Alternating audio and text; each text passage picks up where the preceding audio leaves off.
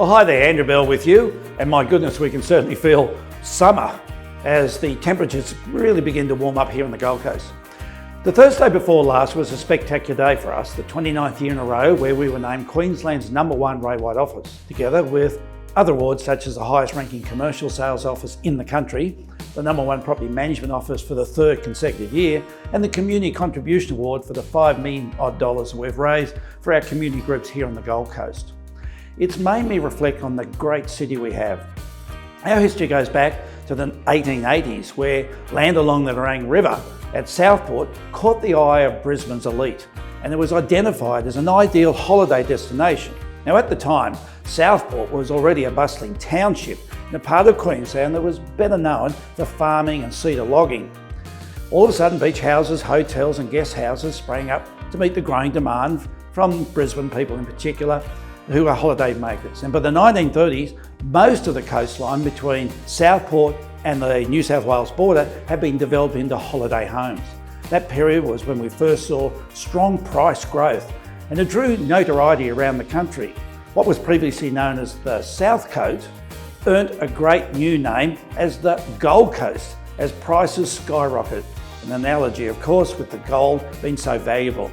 It wasn't until 1959 that the town of the South Coast was reclaimed as the city of the Gold Coast, and that year saw the construction of a new building called Kinkaball, which was famous for being the first high-rise tower, a modest 10-storey building that still exists today just near the Paradise Centre. But it transformed the thinking on the Gold Coast.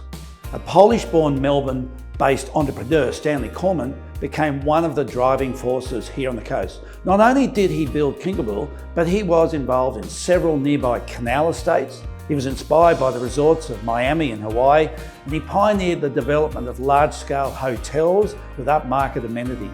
As more and more people learned of the Gold Coast, its growth accelerated through the second half of the 1900s. And by 2000, we truly became an international destination with massive investment, initially from the Japanese and then from Singapore, Hong Kong investors, followed by buyers from the UAE, Russia, and over the past 10 years, predominantly by Chinese.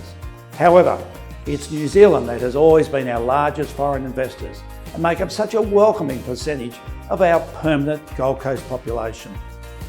Q1 is, of course, our crowning glory in high-rises. At 322.5 metres in height, it was the tallest residential tower in the world until 2011. Our famous landscape was also the home of the first Versace hotel, and today houses many originally designed high-rise buildings. As we collected award after award the week before last, it reminded me of the role that we have played over the past 30 years in promoting and driving this city. The Railway Service Paradise Group and the City of the Gold Coast go hand in hand, and it's been our great privilege to have helped in the development of this city. But it's about its future that we are most excited about. COVID-19 has reshaped everyone's thinking, and now we are not seen as Australia's preferred holiday destination, although that remains, but as Australia's preferred permanent residential location. And we're seeing unprecedented numbers of fellow Australians from Victoria, New South Wales and the ACT, and even South Australia, buying into our city of recent times. Our future is no longer dependent on a narrow scope of businesses such as tourism and education, but it has broadened its economic base, with an ever-increasing wealth base emerging.